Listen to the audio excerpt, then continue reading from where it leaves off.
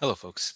I want to do a video for you on the muscles of the abdomen and the thorax. Uh, what we're thinking about here basically is the muscles that help to flex the spine and depress the abdomen, or compress the abdomen, I should say.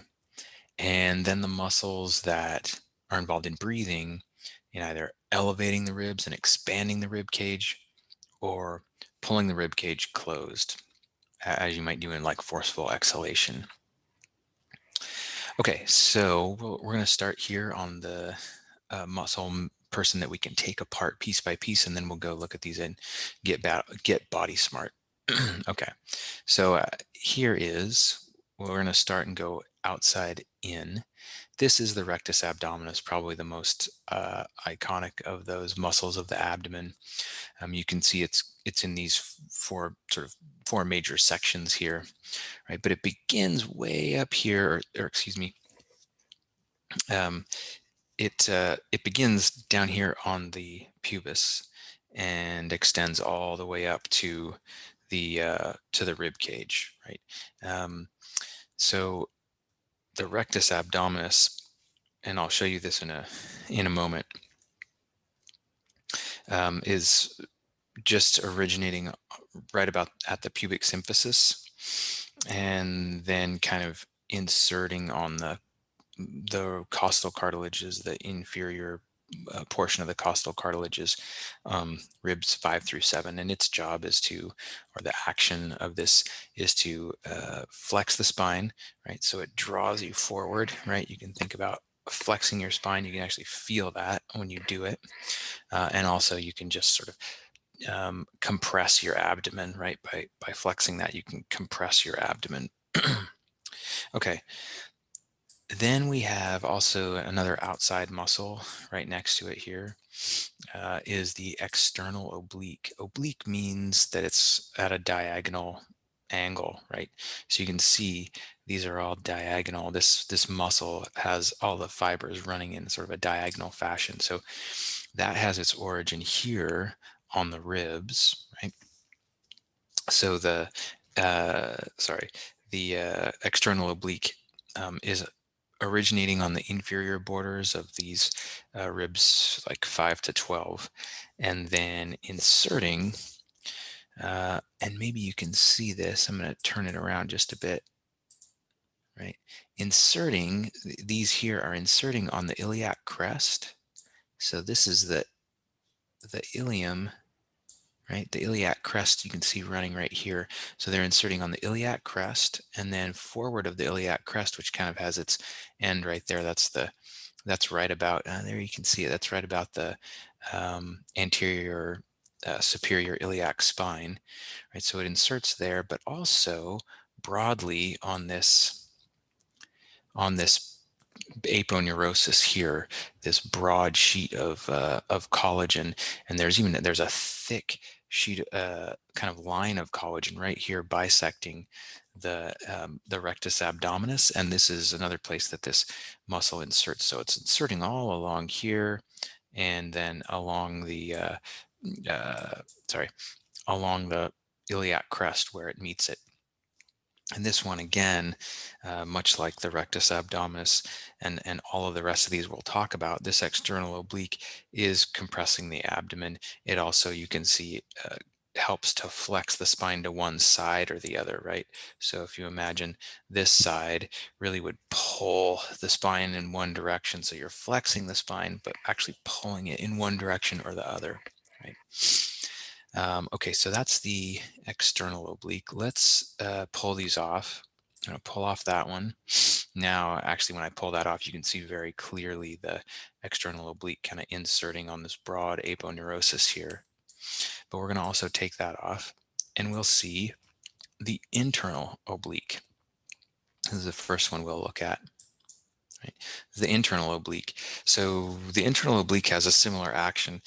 It's actually originating way back here on, the fascia of basically the lumbar vertebrae. So there's a broad sheet of fascia here that it's originating on, right? And then it's stretching around, and again, inserting on, well, here we go. There we are. Inserting, it's very near, it's hard to see, but basically at the base of the xiphoid process, this tendon kind of attaches to that. So it's inserting there as well as along the linea alba, that broad sheet of tendon, and it's really just on the outside of that broad sheet of tendon, the linea alba. So it's inserting there as well, and a little bit on these inferior ribs. So we have a little insertion on those inferior ribs. Okay. The action here is to compress the abdomen. And then if we take this one off, do we need to? Well, we kind of do. You can see the transverse abdominis here, but we should probably take this off. Get rid of that, and there's the transverse abdominis. See, there's that linea alba again, right? And the transverse abdominis is kind of, oh, actually, before we jump into that, I did want to show you that the obliques, the internal oblique is running kind of at the opposite angle as the external oblique. So that's, it's called oblique. So they're kind of running like that, right? They're overlapping each other in that fashion. Okay. Back to the transverse abdominis. So this one is actually on the, originating on the same thoracolumbar fascia back here, right? That we had the internal oblique originating on, and then inserting on the linea alba and the pubis, right? We also have a bit of, can we see that? A bit of origin here on the ribs, the cartilage of the ribs. Okay, so that's the transverse abdominis. Also, the action is to compress the abdomen in this one.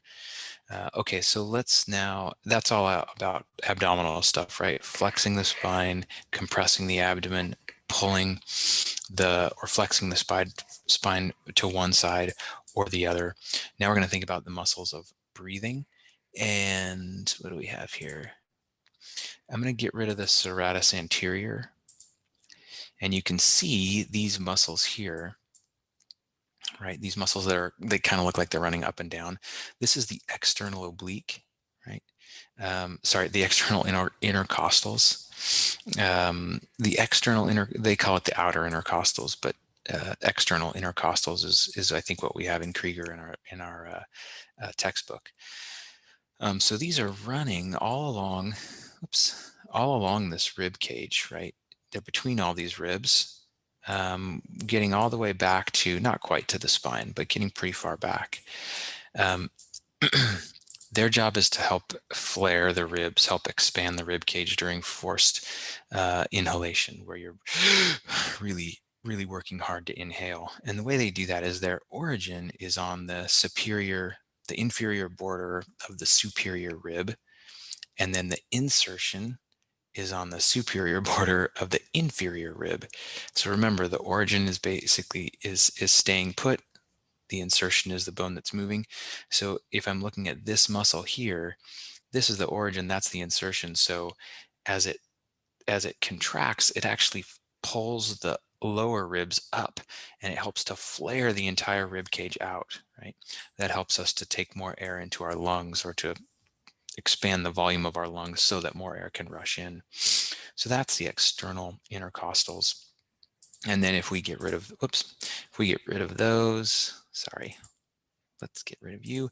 You can see kind of running the opposite direction, right? This is another pair where the external, if we're thinking posterior, anterior, the external is running like that, and you can see the interior is running the opposite direction, right? So these are running this direction, and these have the exact reverse origin and insertion. So the origin of this, for example, this intercostal here is on the superior border of this inferior rib, and the insertion is on the inferior border of the superior rib, right? So I wonder, I'm just gonna zoom in a little bit so you can see that this would be the origin, that would be the insertion for that intercostal right there, right? Okay, and just so you can see, I'm going to pull this off again. The way that these fibers run, right?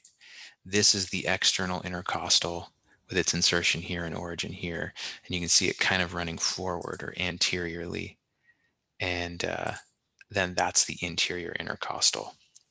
Okay, those are all the muscles. Oh, I take that back. Let's see if we can get even deeper. You can see it in here. There's one last muscle. It's the muscle of breathing that is always active, not just during forced inhalation and exhalation, like these that I've been showing you. But this one is always active. Here it is. Oh, yeah, we can see a little bit of it right there. And I'm going to have to take off the interior, exterior, and interior intercostals. And here we can see it. It's basically a dome-shaped muscle. You can see it all the way back. It basically forms a dome, right? So this is the diaphragm. The diaphragm is always active during breathing, even during light or gentle inhalations and exhalation. This is the muscle that is really expanding the thorax to allow, or your thoracic cavity to allow air to rush in. And it does that by having this dome shape, right?